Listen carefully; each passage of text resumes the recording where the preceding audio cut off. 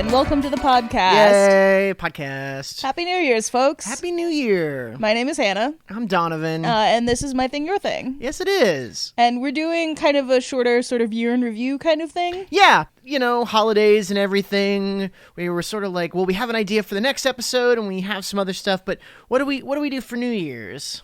Oh, let's just do like our year in review. Yeah. That's what everyone else is going to do. Probably. Yeah. Everyone else.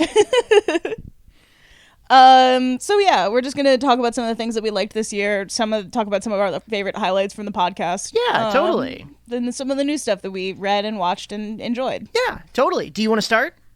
Yeah, I'll go first because I spent a lot of time rereading things. Yeah, but that's cool. Yeah. But one of the things that I started that was new is I started reading the Murderbot Diaries. Yeah, you were talking about that. They're great and I love them so much.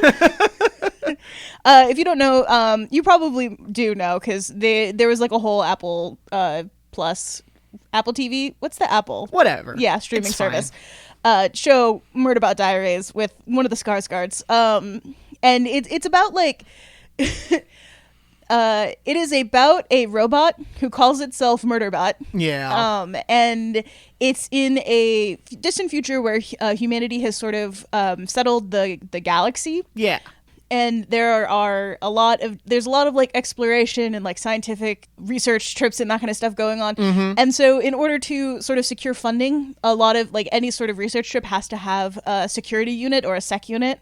In order to like secure like the insurance bond, essentially. Sure, yeah. That so makes Murderbot sense. is a sec unit, and it essentially hacked its own governance protocol, so it doesn't have to listen to what the company tells it to do.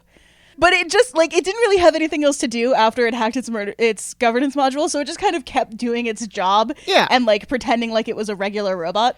I mean, yeah, I guess that would make sense because if you were a robot and you no longer had to follow your programming.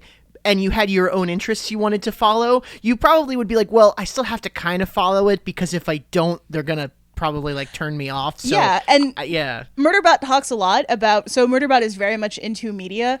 And it talks a lot about various like, not TV shows because TV isn't really a thing anymore. Yeah. But like shows, like long running shows where like evil sec units are like part of usually like some of the antagonists. Yeah. And so it talks all the time about how it doesn't want to be seen as one of the evil sec units that like just go through and mow down a bunch of humans, and then occasionally it does have to go down and mow down a bunch of humans. Yeah, sure. I mean, you got to do what you got to do. Yeah. So I read the first, I think it's like 4 novellas, and then I'm in the middle of like the one that is a little bit longer. Cool. It's really good. I enjoy it a lot. I don't want to get too into spoilers in case you do want to read it or anybody out there wants to read it. Yeah. They're very fun. They're kind of light and bouncy and fun. And there is a thing that I really appreciate where in one of the books, it's somewhat implied that there are artifacts of like alien species, like non-human alien species, but as far as I know, humanity has not made contact with aliens yet, and Murderbot simply does not care. The fact that there might be intelligent life out there in the universe, completely outside of its scope of interest, which is mostly keeping its clients alive. Yeah, that makes sense. Yeah, I like that. I'm a big fan of the sci-fi trope of like there's alien life, but it like died out already, and so we only find like the remnants of it. That's like to me that's cool and also kind of realistic in my opinion. It doesn't seem like it's likely there would be multiple sentient species in the same part of the universe at the same time. Sure, yeah. That's kind of cool. And then I also like the twist of the robot who just does not give a fuck. No, that's pretty fun. In any sort of media, the Sasbot 9000 is always going to be my favorite character. So getting to be inside the head of the Sasbot 9000 is great. It's a good time. Marvin the Paranoid Android, he just like changed our brain chemistry for the rest of like existence. Oh yeah. God, we love him so much. I do. Oh my God, he's so, yeah. Yeah, and you know what? I defend the movie version of Hitchhiker's Guide. One of the reasons being that Alan Rickman as the voice of Marvin the Paranoid Android is absolutely hysterical. Yeah, I kind of defend the movie too, especially because like movie as a medium is different from a book, and they were just going to do one movie. They weren't going to do all of the rest of the books. And also, the books get weird and sad. They do get weird and sad. So, like, I totally get them just being like, no, it's fine. Yeah, no, I enjoyed it. Sorry, not what we were talking about. We're talking about 2025, damn it. Tangent Land. Yeah, Tangent Land. What was your favorite media that you consumed this year? Wow. Oh. Hannah, you can't drop that on me. I'll tell you what, I'll do one, sure, and then we'll just kind of bounce back and forth. Okay. Does that make sense? Yeah. Cool. All right. Sort of on the same wavelength of like sci-fi thing that was made into a television series, that kind of thing. I know you and I have been really enjoying Severance. Yeah. We finished season 1 and we're like about 2/3 of the way through season 2 right now. We don't have Apple TV or whatever, so we only watch it when we go to my parents' house, and usually only like one episode at a time. But it's excellent. The work is mysterious and important, and we really enjoy it. I sort of joked when we started watching, is like, I had a similar sci-fi idea years ago about like, oh yeah, what if when you went to work, your brain just shut off, and so, you just did work and you didn't have to remember any of it. That sounds great. And then, Severance is like, no, it's actually not great in lots of horrible ways. Yeah, it turns out that's bad. Yeah, it turns out. I find it really fascinating. From a sci-fi perspective and a sociology perspective, and as somebody who, like, I've worked a lot of shitty jobs for some shitty companies, and I even switched jobs in the middle of this year from one shitty company to a totally different shitty company. Shitty in different ways. Shitty in very many different ways, yeah. The first job was physically challenging. The current job is more spiritually challenging. Yeah, I quite like Severance too. It's great fun, and I think that specifically, oh gosh, I don't remember. What's the main actor's name? Adam Scott? Adam Scott, yeah. I think that he does a really good job doing the switches between like his innie and his outie, yes, as they're like going through the bit, like the spot where they train chains, basically. Yeah. The scene is somewhat different in context now, but in the very first episode, there's a newcomer who comes in and she has been severed, and she's like, this is bullshit, I don't want to be here, I'm leaving. And he was like, okay, and he like walks her to a door. Yeah. And she walks out the door, and then the switch happens between the innie and the outie, and so the outie just walks back in. Yeah. And like that happens a couple of times where she walks out and then walks back in. And I'm just sitting there watching it like, God, that would be terrible. Like that would be horrifying. Like the door you can't leave. Oh, I think about that scene a lot. Just fundamentally your whole life being work. Yeah. And that's it. That's all. Like Hey, it turns out that there's a reason why we have dedicated rest periods. It's because your brain can't do that. Your brain cannot only work. Yeah. If anything, I kind of wish that the show considered that maybe a little bit more. Yeah. I don't know. But obviously, it's a TV show. You can't cover everything. Yeah. Especially in, like 12 episodes a season or whatever. Yeah. I do think that the way that some of them are acting out while they're at work, I think that is in some ways a byproduct of the fact that they are only ever at work. True. But I do wish that, like, they delved into that a little bit more. Mm-hmm. I also really like Trammell Tillman as Mr. Milchick. Yeah. Oh my God, he's so good. Really good. Mm-hmm. Mr. Milchick is such a like weird character that you just don't fully understand where he's coming from. Yeah. But I mean, I just think he's a very interesting performance, and I'm looking forward to finishing season 2 and kind of seeing what's going on there, because it's been a fun ride so far. So that's been one of my sort of favorite new media this year. Yeah. This is not this year, but atmospherically, Severance reminds me a lot of Tales from the Loop. Which was sort of like a sci-fi anthology show, but all of the stories were kind of like tied together. Yeah. And if you were like me and like slow, sad sci-fi I was just about to say slow, sad sci-fi, the 3 S's. Yeah. If you like slow, sad sci-fi shows and you enjoy Severance, check out Tales from the Loop. It's really good. You're going to cry. I certainly did. Yeah, I watched like some of the episodes of Tales from the Loop with you when you were watching that a couple of years ago, and woof. Yeah.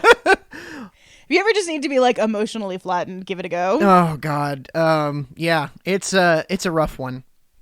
So another thing that I really liked this year is something that we watched together, and I definitely liked a little bit more than you did, Nosferatu. Yeah. I was going to talk about the movies we watched together this year, so maybe we should just do all the movies. Yeah.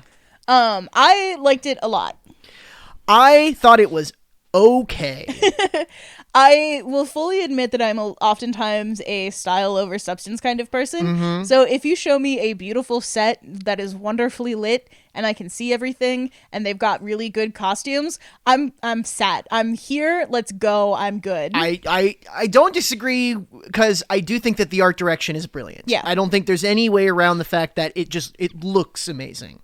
I especially love the fact that even behind the scenes, they lit the whole thing with candles. Yes. And so in order to get the light that they needed on set, they would just light more candles behind the camera and then like use giant mirrors and reflect the light where it needed to be. I love that.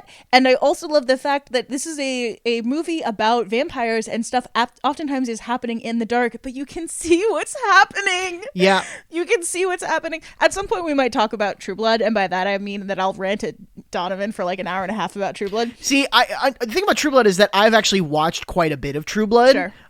I don't like it. but very specifically for this, you can watch True Blood and pinpoint the exact year that HBO stopped being able to light night scenes. Yeah. Like it's wild how in the first season stuff happens at night and you can see what's happening, and in the last season it's basically the what's the final battle in the Battle of Winterfell. Yeah, the Battle of Winterfell. Which is funny, because I think Game of Thrones kind of did the same thing. It's like early Game of Thrones is you can typically see even in the dark scenes, and by like season 4 or 5, right around when the show started to go downhill, that's also when they stopped being able to light dark scenes. And it was funny because when I watched the Battle of Winterfell, I watched it at a party where all the lights in the house were off, so it was like pitch black. And so when I watched it, I was like, oh yeah, I can see it just fine. And then I watched it later with like normal lighting in my house, and I couldn't see shit. And I'm like, yeah, this is what... Yeah, you were meant to be in pitch black to watch this. Yeah, exactly. Which, people don't really do that. No, not. It's different, folks. But yeah, but Nosferatu. Sorry.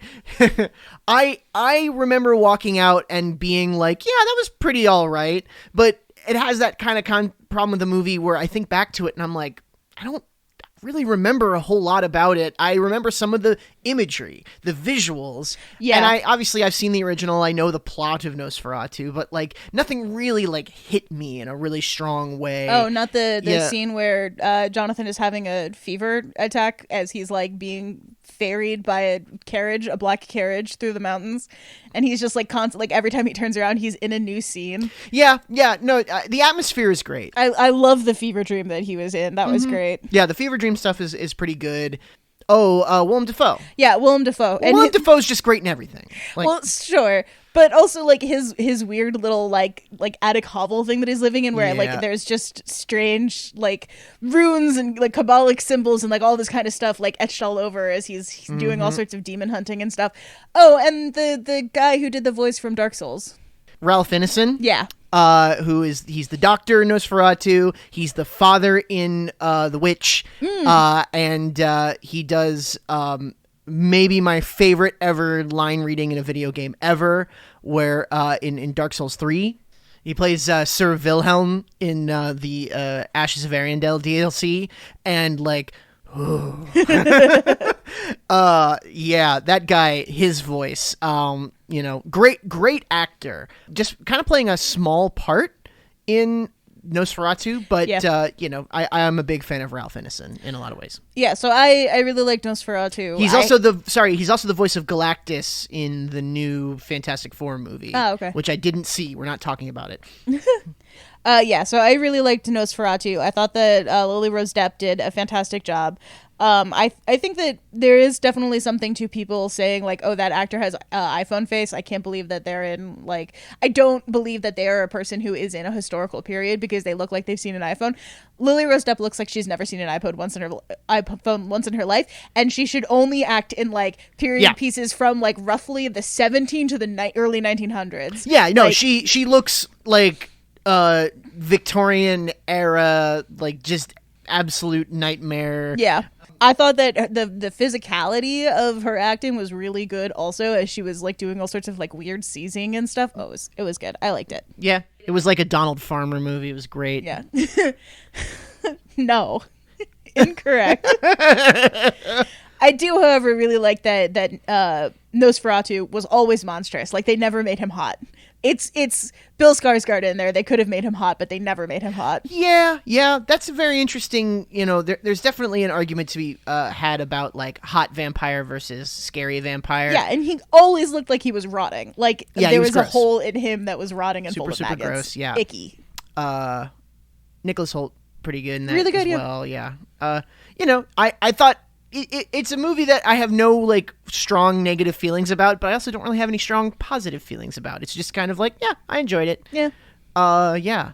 Another movie that we saw together this year, Mickey 17. Yeah. Mickey 17 is a movie that I wanted to like more than I did, but I still did enjoy it. Sure. Oh God, the director's name. Bong Joon-ho. Yeah. You can kind of tell that this is sort of the movie that you get after you make like a really big movie. Yeah. This is the like, hey, you did a great job. Have the next one on us. That's kind of what Mickey 17 was. I have come around to really liking Robert Pattinson as an actor. Mm-hmm. We watched this is not from this year. We watched The Lighthouse recently. Oh, and really enjoyed that. Speaking of Willem Dafoe, and what a weird movie. He does a really good job of playing all the different Mickeys as slightly different, which is kind of fun. The existential horror of Mickey 17 is pretty interesting. Yes, and yeah, I think the political satire falls a tiny bit flat at times. Like, you can kind of see where they're trying to go with it, but I don't super know that I agree with that, just because, like, how to phrase this? There are people in real life who believe more ridiculous things than this guy in the sci-fi show does. Sure. So, like, I don't know that it, like, fully hits for me, but I see where they were going with it. Yeah. And Mark Ruffalo did say that, like, he thought that he was going too big with all of the nonsense. Yes. And then, the events of the 2024, he was like, oh, no. Yeah. Underlying this entire podcast, you should know that the year 2025 overall was terrible and awful and horrible, and we hated all of it. We're just talking about the things that we like because we don't want to dwell on everything else. Yeah, I know that it sucks being informed all of the time that the world is burning apart and our government is failing us and everything's bad, but, like, you got to think about it, but it's okay to also think about other things. Yeah. Anyway. Yeah, the thumbs up for me for Mickey 17. Look, all the movies I'm bringing up are movies that I liked. Oh yeah, like we're not going to talk about stuff that we hated. We're going to only talk about things that we at least kind of liked. Sure. Yeah. And in that same vein, we also saw Sinners. Sinners is my favorite movie of the year and might be my favorite movie of the last 10 years. Yeah, it was so good. Fucking, like, Sinners, it's really hard to tell you how much Sinners was, like, in a lot of ways, like, aimed straight at my fucking head. It's just like, hey, it's a period piece about vampires, and music is a central theme of it, and there's like some bomb ass songs in it. Yeah, the fucking the Rocky Road to Dublin. So, like, when that scene, I was like having a feeling, like electricity running through my body. I was excited. Yeah, like it's very seldom that I watch a movie and I like just sit there going like, yeah. I loved every second of that. And it's not a perfect film. Obviously, sure, whatever, fine. But holy shit, I like learned things. I was like, I was just like, oh, I learned about the Mississippi Delta Chinese community and like the interesting role that they played in society at the time. And like I learned so much from that movie and like doing research after that movie. And fuck, it was good. Fuck, it was good, man. I don't know what to say. If you haven't seen Sinners yet, what are you doing with your life? Go watch it. You have to. There are some people who have watched it and it didn't affect them in the same way, and I totally get it. Like, don't.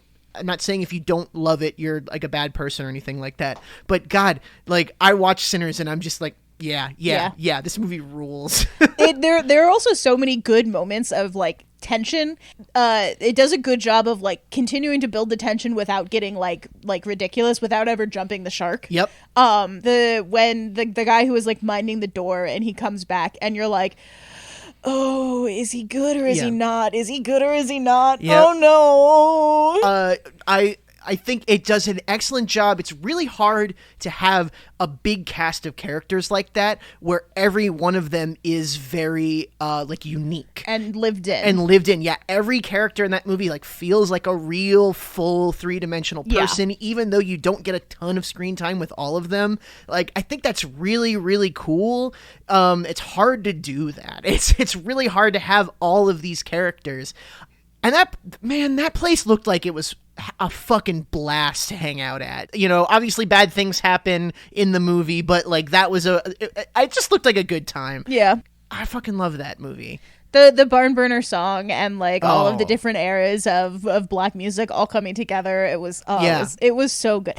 And then also the idea that like, okay, little minor spoiler. But the antagonist of the film comes in and he wants one of the characters to play music for him so that he can see his family again. And like, stick with me, folks. We're going to get a little bit like political and identity politics here. Oh boy. Part of the problem with the way God damn it. Part of the problem with white America is that we don't have any like roots back to previous cultures that is not white culture, is like our European cultures essentially. Yeah. So like I don't have a super strong connection to like my German roots or whatever. Like, you know, I eat the food and like that's kind of about it. Yeah. And so white people oftentimes look for community in other spaces, and oftentimes that means that we are taking up black spaces where like we either cause chaos or pain, or like we just take shit that's not really for us.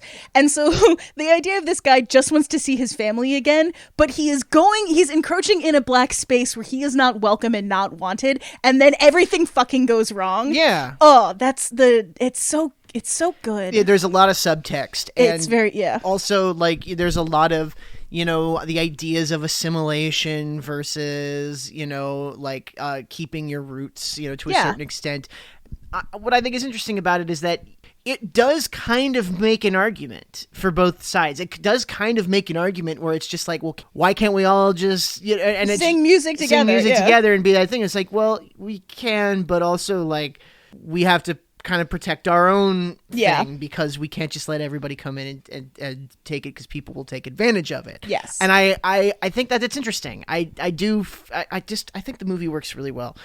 Michael B. Jordan is great as always. Oh my God, Michael B. Jordan is great. Ryan Coogler is so good. I'm so excited to see what his next movie is going to be. Yeah, you know, Sinners, fucking great movie. We can't dwell on it too long.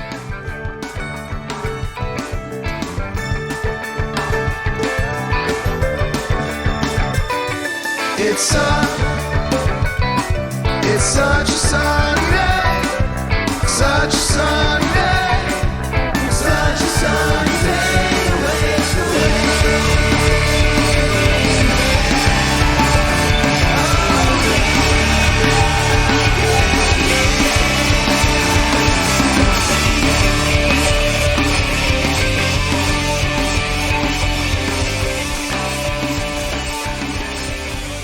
We saw Presence. Oh yeah. This one technically came out at the end of 2024, but it had like other releases early in 2025. If you don't know about Presence, it was just this movie by Steven Soderbergh. It's just this tiny, like tight little supernatural drama. It's not a horror movie. Kind of is, but there are horror elements to it, but it's not interested in scaring you. No, it's like it's interested in creeping you out a little bit, but it's not really interested in scaring you. I love ghost stories, and one of the fundamental aspects of ghost stories is, what does it mean to be a ghost? Yeah. What does it mean for ghosts? How do ghosts, ghosts are always a metaphor. They're, like in a good ghost story, ghosts are a metaphor for something. In Haunting of Hill House, the whole thing about ghosts is that ghosts are a wish. Yeah. Ghosts are the thing that you want but can't have, and so you sort of like basically like you hurt other people to sort of make it happen. Mm-hmm. and all the, and then in Haunting of Bly Manor, it's about sort of how like being a ghost is essentially being trapped in trauma. Yeah. It's sort of about how like something so bad happens to you that you basically can't escape it. And that being a ghost essentially means that you constantly have to relive the worst time of your life. Yeah. Which again, fucking love that shit. And Presence is about how the ghost doesn't haunt a house, it haunts a family. Yep. Something is happening to this family that is haunting them, and it's a kind of a twist ending, kind of like out of nowhere when you realize that it happens, and you gotta see it. It's kind of like the ghost is all of the things that have been left unsaid. Yes. Yeah. Really, really cool. Yes. Lucy Liu as the mom is fantastic. She's so good. The guy who plays the dad, Chris Sullivan, weirdly kind of the star of the movie. Like, yeah. He's honestly like a really great, very realistic character. I also did like, it was a very quick moment, but there was a little bit where he's like, this house is haunted, maybe we should move. And Lucy Liu was like, we can't. Like, the school district is too good, and we spend so much money moving here. Honestly, if I lived in that house, yeah, for the price that they paid for it, I'd put up with a ghost. I'd put up with a ghost. Are you kidding me? Yeah. I'll pick everything up off of my walls at once every couple of months if it means that I get to live in that rat ass house. I'll deal with it. Yeah. Oh gosh, what else did we watch this year? Weapons. Oh yeah. Again, I liked it a lot because I like style, and it had a lot of style. It did. Weapons had a lot of things I really liked about it. Yeah. But I feel like it didn't quite stick the landing in the way that I was hoping. I can kind of understand that, Yeah. because I am okay. This is spoilers for Weapons, and you're simply going to have to deal with it. Yeah. It's magic. There's magic happening. Yeah. And I am someone who, once you tell me that it's magic, I am willing to suspend most disbelief, because it's magic. That's just how magic works. Yeah. So I was a lot more willing to accept the premise of what was going on. Yeah. And kind of just be like, well, that's just like whatever thing people are like, oh, why is this like this? Why is that like that? It's magic. It doesn't matter. It's magic. I get that, but to me, it's like, I love a good mystery, and Yeah. the movie sets itself up as being this really interesting mystery. Like, ooh, what's happening? And then when it's magic, it's kind of like, okay, so someone did magic. Okay, it's not really a mystery, Yeah, and like the villain of the movie, which if you haven't seen that, who it is or what's going on, like, it's all over the internet. She's creepy. Yes. And I sort of appreciate that. There are some scenes that are very tense, and I do enjoy that, but also like, it's kind of weird. Also that the dream sequence that Josh Brolin has where he sees the big gun in the air, like, I remember at the time being like, oh, this is an interesting sequence. But the more I think back to it, the more I'm like, that didn't have fucking anything to do with the movie. Yeah, I do kind of think that's like specifically the giant floating gun. I do think that that's kind of like the weakest point. Yeah, I think it's supposed to be drawing like a metaphor to like a school shooting, but I think that works better as subtext and not as giant gun, floating gun in the sky. Text, yeah. I don't know. So the director has talked about how the movie is a bit of a metaphor for like him dealing with grief over the loss of his friend. Yeah. Who died, and I believe had some sort of substance abuse issues. Sure. And so the idea of like kind of like he was just sort of like vomiting out all of this stuff as he was processing through this grief, and Totally. it just kind of turned into this movie. There are definitely some parts in it where like especially if you have someone that you care about and they have some sort of substance abuse issue, you just have to sit there and watch them hurt themselves. And there is a scene in the movie where a character just has to sit and watch his parents hurt themselves. That is one of the things that oh, woof, it hit me right in the feels. Yeah, I agree. There are some very gut-wrenching moments. Oh, yeah. Some very fucked up visuals. The final sequence is riveting and like kind of almost like It's a little bit funny. I was about to say it's sort of funny, but like in a sort of uncomfortable way. You're sort of laughing like, oh my god. I sort of like the changing perspectives early on. Yes. I think that's kind of interesting. One of the cool things about the different perspectives is that there are minor differences, like when conversations or interactions are replayed, depending on who the perspective is from, like the way that it happens is slightly different. So specifically, the teacher, the conversation from her point of view when she talks to the principal, he's a lot meaner to her, and then from his point of view, he's a lot gentler with her. Yes. I also kind of like how like everybody is sort of sympathetic, but also an asshole. Yeah. You know, it's like the teacher is sympathetic because of what happened to her, but also she is a little like...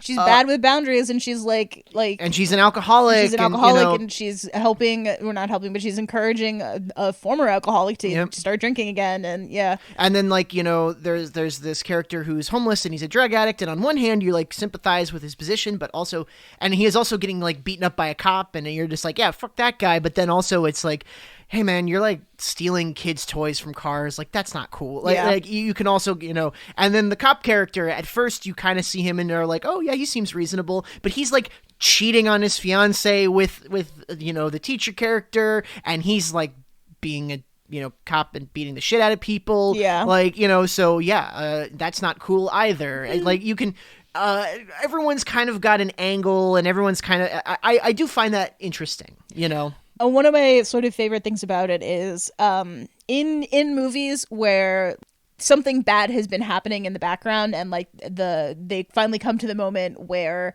everything starts being explained, and like there's a character who has been dealing with this the whole time. Yeah. Oftentimes we will just get them saying, here's what's been happening. We don't actually get to see that. And in this, like there's a little boy who's a character, and he is in the house while all of the bad shit is happening. And there is a long section that is from his point of view of all of the bad things that are happening. Yeah. And it crushed me. Like it was so well done, and it crushed me so bad. Yeah. No, I yeah, absolutely. All of the movies we're talking about, I definitely recommend watching at the very least. Absolutely. You saw a couple movies that I didn't. Yeah, I watched Frankenstein. Yeah. Again, style over substance. Yeah. I love Guillermo del Toro. I love the things that he's done. Same. I would like to see it. Yeah. And I am also a big fan of Guillermo del Toro. He made one of my favorite. Well, actually, made a couple of some of my favorite films of all time. You know me. I love Pacific Rim. Yeah. I love Pan's Labyrinth. Mm-hmm. I would really like to see it. I liked it a lot. There are criticisms. I've not read any of them just because I liked it, and I was not super interested in hearing what people said. Sure. Probably the next time I watch it, I'll like look up some stuff about like the criticisms that people had of it, and maybe form a more complex opinion. But sure. I liked it a lot. All of it looked really cool. All of the stuff was all dark and gothic. There's this beautiful building that they're in, and I would love to live in that weird water tower, even with a giant hole in the floor. Sure. I don't think Oscar Isaacs was maybe like the best choice, but I think he did an okay enough job. Sure. So, what else did I watch? You saw Superman. Oh yeah, I went and saw Superman. I liked it. It was good. It was good, and it was hopeful, and it was like a kind of sweet. And I enjoyed the the relationships that Superman and Clark Kent, frankly, had with the people around him. Yeah. Him and Lois Lane, at one point, they have a conversation where she is ostensibly interviewing Superman about a thing that he did, and she calls him on a bunch of stuff, and he's like, but I was morally right. And she was like, but you weren't legally right. Sure, yeah. And I thought that was really good. There was a moment where Superman saves a squirrel as like this giant monster is knocking down a bunch of trees. Oh gosh, what's the director's name? James Gunn? Yes, James Gunn. Thank you. James Gunn was talking about like, should I take this scene out because it doesn't really add anything? And then he was like, no, there has to be the scene where Superman saves the squirrel. Sure. While on one hand, I really do like the idea that we're sort of like, we're done with grimdark, we're done with gritty reboots, we're back to colorful sunshine, and I like the idea that Superman, that's kind of what Superman is. I'm so fucking done with superhero movies. That's fair. I watched Endgame and I was like, that was great. I'm done. And that's it. The only other, at this point, the only other like superhero movie that I want to watch is that if Edie Gathke as Mr. Terrific is in another thing, I'll watch that. I've heard good things. I like him a lot. He was my favorite character. He's like, his character is like a super smart tech guy. Yeah. And because he's like very, very smart and very competent, he's just eternally mad at everybody else around him because they're not doing as good a job as he knows that they could or should. It's very good. I liked him. No, I appreciate that. He's a cool actor. I like a lot of the stuff that he's been in. And I would definitely like to see more stuff with him for sure. I don't know, like I read DC Comics. I have several on my shelf right now. I got really into Batman during the Dark Knight years, Christopher Nolan movies and stuff, and if someone like said, "Hey, we're going to make a live action Long Halloween movie," I'd be like, all right, I'm there. Let's do it. But at the same time, I totally get why we're not ever going to see that. Yeah. So, that's fine. And I don't know. I am superheroed out. I was all with Marvel for the first 5 or whatever phases. And now that they're on phase 17, I'm just done. Especially now that they're bringing Captain America back. Like, he had a full, complete story. What are we doing here? Like, when they were like, oh, we're going to make the Fantastic Four movie. I'm like, well, I'll see what the reviews are like. And all of them were like, it's pretty good. Yeah. And I'm just like, okay. That's kind of the thing that I've heard is that, like, Thunderbolts and Fantastic Four are kind of, like, the best superhero movies that have come out recently. But because everybody has such superhero fatigue, they didn't do as well as they could have at the box office. Which, that sucks. Yeah. But also, I don't have a Disney Plus account, so I'm never going to watch Thunderbolts probably. That's another thing. I don't really want to give any more money to the mouse if I can help it. Yeah, the mouse doesn't need any of my money. Yeah, he's got enough of it. He's got plenty. I will go to Disney World if I ever can, but I can't, so don't worry about it. Yeah. Cool. All right. I think that's about it. I did really quickly. I saw Terminator 2 Judgment Day for the first time this year. Oh. Yeah. I liked it a lot. That's a great movie. It's a good movie. Yeah, it's a really good movie. I super quick just want to say when the movie starts, it says like, oh, the robots tried to send somebody back to kill John Connor's mom, and that didn't work. So they sent someone else back to try and kill John Connor as a teenager. And of course, the Human Resistance also sent someone back. And so for the first, 20 minutes or so of the movie, there are 2 people who are both looking for John Connor, and one of them is a guy who played Terminator in the last movie, and one of them is a guy who looks like a regular guy. Yeah. And so when it feels hang on. So they build up a lot of tension of like who's going to get to this kid first. Yep. And I feel like in the movie theater in the 80s 90s when this movie came out, when Arnold Schwarzenegger went to go protect John Connor against that other guy and shot him and he was made out of metal, I feel like people went goddamn crazy. Yeah. Because I fucking would have. If I didn't know that twist, I would have lost my goddamn mind. I think it's one of the things that works really well about that movie. I think that movie's fantastic. Yeah. The first one's great. I kind of think the second one's better. Yeah. Which is sort of wild to think about. Like I sort of feel like those sorts of series where like the second one is just as good, if not better than the first one, because they take the idea and they're like, oh, what if we did this next thing? Yeah. I wouldn't necessarily say it's better than the first one, but I always loved Aliens because they were like, hey, Alien was cool, but let's like zhuzh it up a bit. This is a James Cameron thing. We're talking about James Cameron. Speaking of James Cameron, we haven't seen the new Avatar movie. No. And I don't really want to. I own a DVD copy of the first Avatar movie, and I've only ever seen it in IMAX theater. I have never watched my copy. Yeah, it's fine. It's fine. Although apparently the newest one didn't make enough money, so they might not be making any more. They're gonna. I'm sorry, but they're gonna. It's gonna still make $1 billion.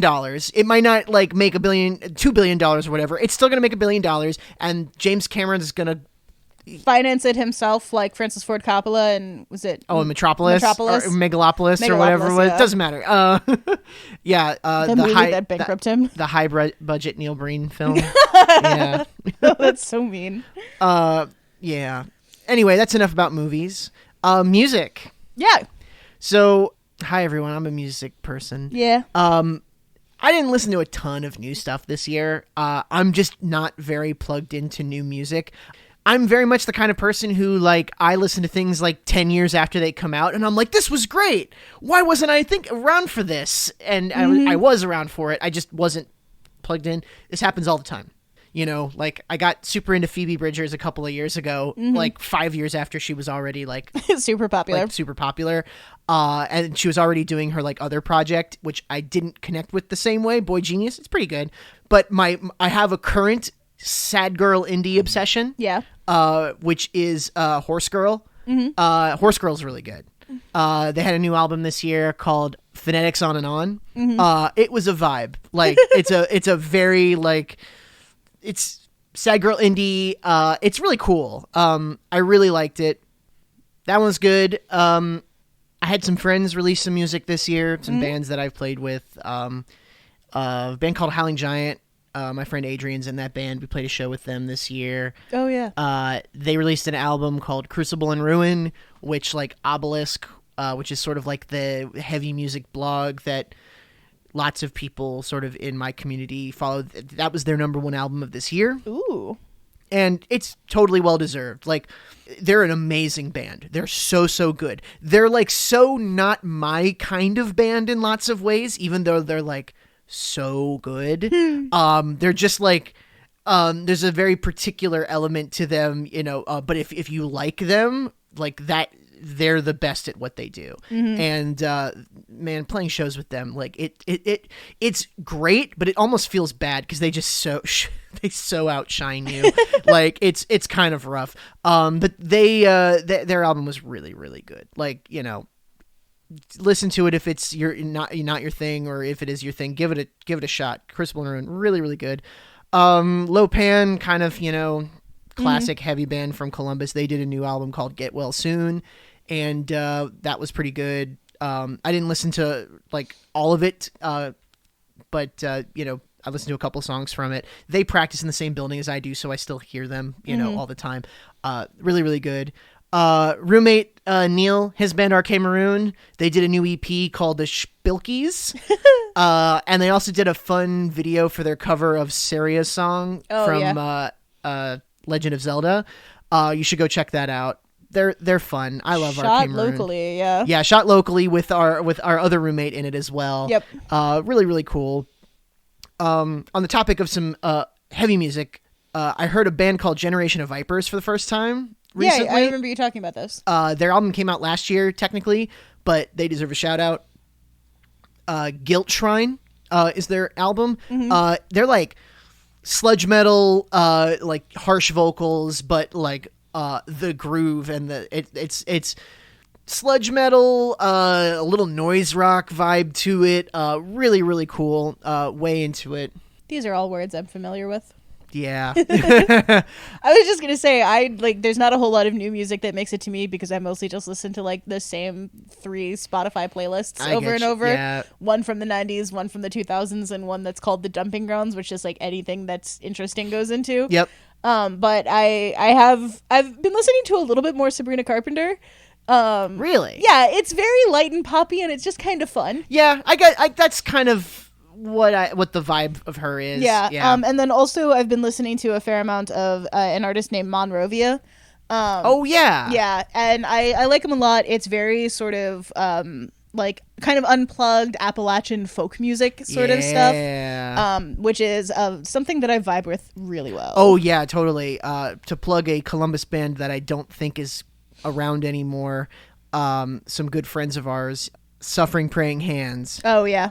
They former roommate Randy played drums in that band for a bit. That would, like, dirgy Appalachian folk, like, but some of the, like, coolest shit you'll ever hear. Great instrumentation.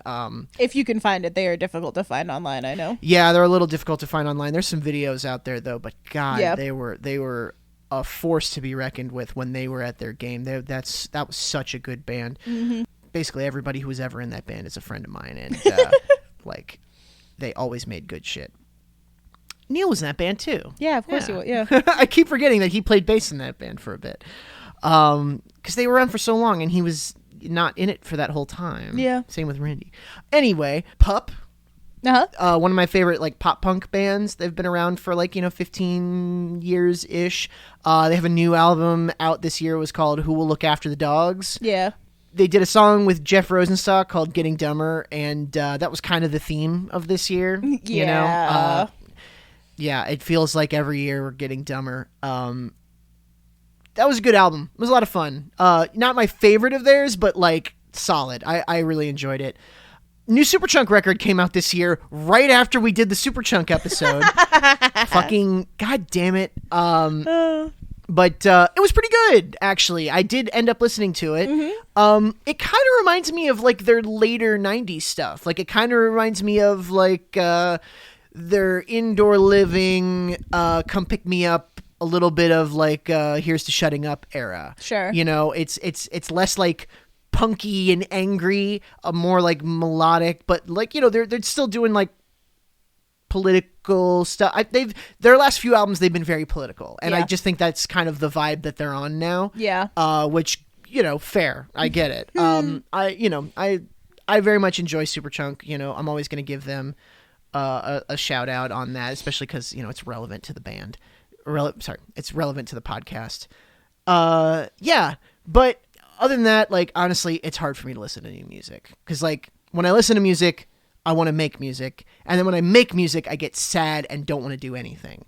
So it's that's tough. unfortunate. Yeah, no, it is. It's a weird thing about being a musician, and I can't enjoy music. Maybe this is normal. Maybe this is just maybe I need to do this. I cover this more in therapy, but literally listening to music just makes me feel bad because even if I like it, it's oh, well, hey, you'll never do this. And I'm just oh yeah, great. Thank you. No. So yeah, but I every once in a while I get in a mood where I actually want to listen to stuff, and I'm sure there are other things that I'm forgetting, other friends who made albums this year that I'm forgetting to mention here, and I feel like such an asshole. But everything I mentioned, check out. Definitely recommend it. Yeah. Podcast. Yeah. So, Hannah. Yeah. Have you enjoyed doing the podcast? I have. Yeah. It's been a lot of fun. I've been really enjoying introducing you to some of the movies from my childhood. Yeah. And the fact that you also like them makes me feel better about that. Yeah. And I really like ranting about Twilight, so it's good that I have a way to get that out of my system. I'm happy to be like Hannah Enrichment. I'm happy to be your pumpkin filled with hamburger meat. You are my enrichment team. Yeah.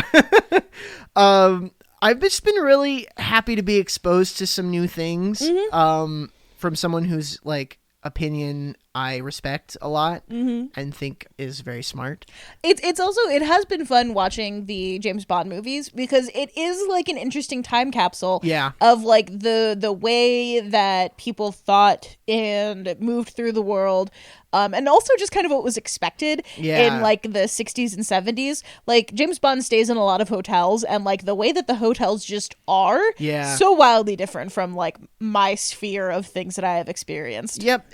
One thing I've been really interested watching all the James Bond movies is that I'm internally interested in how culture is always reacting to other culture. Yeah. And James Bond just as a series, because there were so many movies made over a period of time, and so culture was changing that whole time, and the actors were changing and the techniques were changing, and how the movies seem to constantly be sort of reacting to themselves. Yeah. Where you can kind of tell that oh, this movie is trying to be less like the one before it and more like this other one. Mm-hmm. And I find that really interesting. I find it interesting when they're sort of referencing things that were happening at the time that we don't really think about anymore.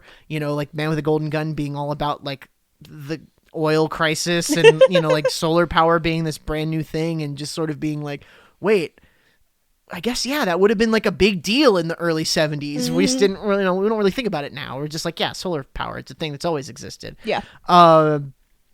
That's been really cool. I'm really glad that I've gotten to get into Terry Pratchett. Yeah. So minor. So we're working on the next episode right now, and it is about a fantasy novel or series of short stories, and listening to the audiobook of the first one of them, I was sort of like, oh, there's a Terry Pratchett-esque lateness to this. Like, Yeah. you can tell that the author of this one was very much like reading that and taking some inspiration from that, which I enjoyed. I had read this book before, and I had never really thought of it that way, but I definitely felt it after reading, the first two of the, Night Watch books or whatever. I was really glad to just finally be introduced to Terry Pratchett because, they always joke for, it's just like, oh, where do you start? It's just like, well, I have a girlfriend who told me that this is where I start. And so therefore I started there. Yeah, the conventional wisdom is like just pick up any Terry Pratchett book and start there.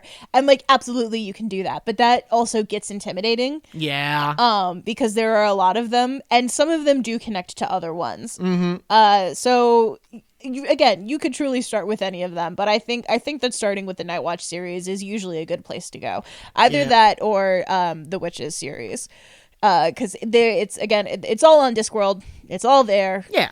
But it's kind of two different areas and two different like sort of perspectives. Yeah. I really enjoyed Muppet Christmas Carol very recently. Yeah. I very much enjoyed Last Unicorn. I'm just trying to like think of all the stuff that you've introduced me to this year. Oh, Brick. Brick was kind of out of nowhere, but like very cool, like kind of exciting to get into. I would really love for like if this podcast gets even moderately popular for people to like, I want to know what your Brick is. I want to know like what movie it was that all of you out there in the world like connected with really hard in high school and then just like kept loving forever, even though apparently no one else has ever heard of it. Yeah, no one else has ever heard of it. Yeah, no, I think Brick was really cool for me. I was not expecting that at all. Yeah. I'd never even heard of it before, and then I watched it. I was like, yeah, this is great. Yeah. And Rian Johnson just came out with, he just did Wake Up Dead Man. So yeah, which I haven't seen yet. I haven't seen it either. Looking forward to checking that out. What was your favorite episode? Oh my gosh, hang on. I have to look at them because I don't remember anything ever. So yeah, I know it's not the James Bond. I think it's Ghostwatch. You know what? I gotta say, the Halloween episodes as a whole were a lot of fun. I loved watching the analog horror stuff with you. That was all horrifying and wonderful. Yeah. But I think that Ghostwatch might be my favorite episode that we did because that was something that like I had heard people talking about a little bit before. Yeah. But it was one of those things where it was like, well, I'm never gonna get to be able to watch that because like I don't even know like where we would find it, and It was just on Amazon Prime. Yeah, it was just on Amazon Prime, and God, I like, after watching a lot of the analog horror stuff, like a lot of them, people talked about Ghostwatch being something that sort of got them into the genre. Yeah. And something that I had been hearing about for years, and I was just like, I gotta watch this. Mm-hmm. This sounds really cool. And it was. And then just doing the analog horror stuff was great because that's been an obsession of mine since I was a teenager, that like I've yet to meet somebody in person who is similarly obsessed. Like I've talked to people online, but it's hard to find people like in person who know what I'm talking about. Yeah. Like I'll be like, you watch Marble Hornets? You ever watch Gemini Home Entertainment? And they're like, what the fuck are you talking about? What are these words you're saying? Yeah. So it's really cool to just have somebody else to kind of like talk about that. Speaking of which, there was a Nightmind that just came out today of a new analog horror series that I want to watch the Nightmind about. Yeah. And then probably go watch the series because I love that kind of shit. The analog horror, ARG internet horror series genre kind of had a big moment this year with Shelby Oaks. Oh yeah. Kind of being based on the Paranormal Paranoids, series. Not one of my favorite analog horror internet ARG things. Sure. I watched it and I thought it was okay. And then they made the movie, and I haven't seen the movie, but it got pretty bad reviews. Yeah. I'll probably watch it at some point just to kind of like see what it's all about. But like, you know, that was kind of a big moment for the genre this year. That was like, I think only like the second, obviously Marble Hornets got a big release about 10 years ago, which didn't really go anywhere. You know, but these makers, you know, getting like a big movie, that's pretty cool. And, you know, I'm happy to see like more of that kind of stuff get out there. Yes. That was really cool. I got to read John Dies at the End, which was a really fun book that I had never, like, I had heard people talk about it, but I didn't really know what it was about.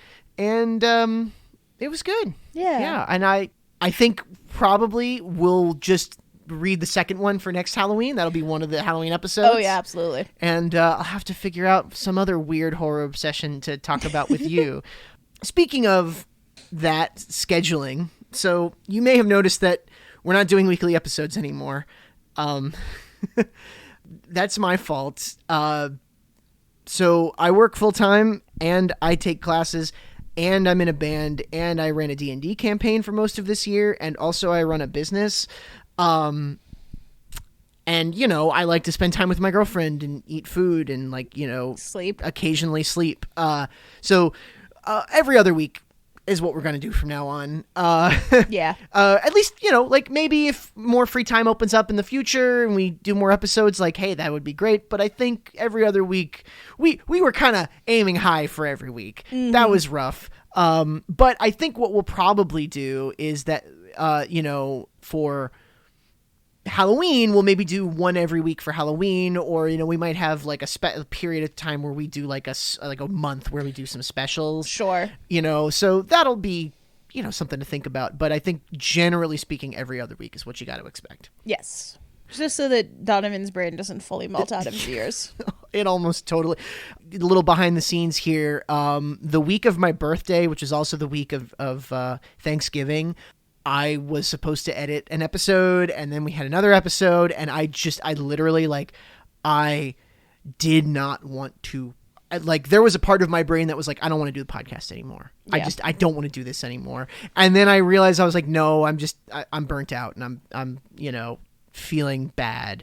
So let me take a step back and, you know, slow it down a little bit. I'm glad we caught that, so you didn't have like a full mental breakdown and we did have to stop the podcast. Yeah.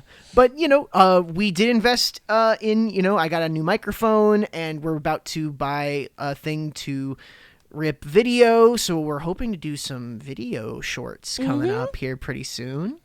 And I think that'll make the podcast better. Yeah. So that'll be fun. Yeah. I'm excited. Me too.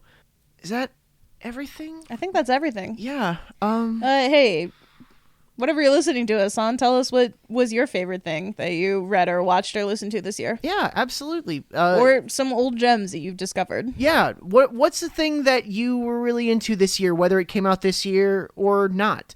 What was your favorite episode of the podcast? Like, I would love to hear from you. That'd be cool. You know, we've talked to a couple of you who have listened. You know, some of you are just, you know, family and friends, but every one of you who has been like, yeah, we listen to every episode and we really like it. Thank you. Like, it makes me feel like this is like worth doing. Yeah. I want to hang out with my girlfriend anyway, but having a structure makes it, you know, makes it good. It's like I said, it's like D&D. D&D is basically just an excuse to hang out with your friends every week. That's what it is. It's like, you could just go hang out with your friends every week, but if you don't have a reason to do it, are you gonna? No. You have an excuse to do it now. Yeah. Same with this podcast. I have an excuse to hang out with my girlfriend. And I've got an excuse to hang out with my boyfriend. Yeah. Well, Happy New Year, everyone. Happy New Year, folks. I hope you had a good holiday, whatever holiday it is you celebrate. All the good ones. We made it. We made it through the year. As John Darnielle says, I'm going to make it through this year if it kills me. And it might. 2025 almost did. It tried real hard too. Yeah. Sorry it sucks. It's gonna suck more. Push through it. You gotta. Yeah. You simply must. I'm so sorry, but you must. You're not good to anyone dead. No. We love you. So much. Yeah. Anyway, I've been Donovan. I've been Hannah. And this was My Thing, Your Thing 2025. Yeah. We'll see you next year. Toodles.